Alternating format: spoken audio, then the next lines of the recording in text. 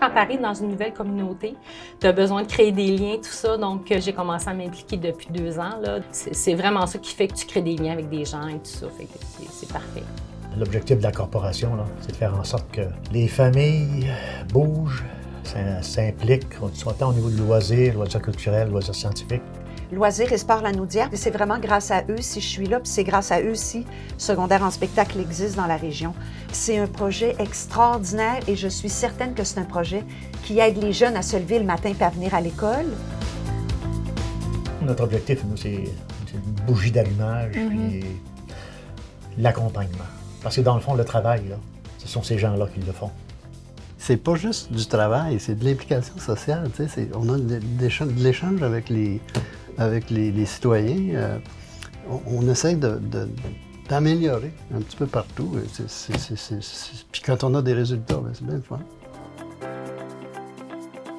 Un bénévole, c'est une ressource extraordinaire. C'est créateur de ressources naturelles sur la qualité de vie.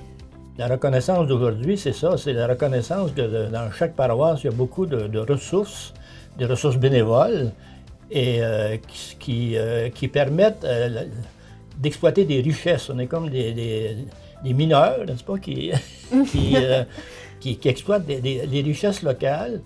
On dit souvent dans notre organisme que c'est des créateurs de bonheur, donc des gens qui aiment ça, créer du bonheur, à faire les journées à des personnes qui sont isolées. Donc, faut aimer les autres personnes, voilà.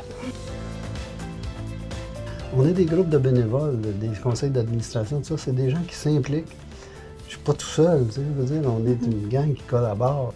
Le travail d'équipe, à force de croire un projet, ça attire des gens. J'ai des gens qui ont pris à cœur que ça allait fonctionner. C'est pas parce que c'est bénévole qu'on fait ça sur le coin de la table.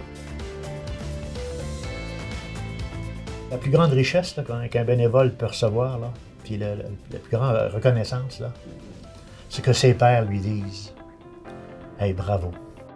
C'est sûr que ça fait toujours plaisir d'être reconnu, on le fait pas pour ça, mais quand on a la petite tape dans le dos qui va avec, ça fait toujours plaisir.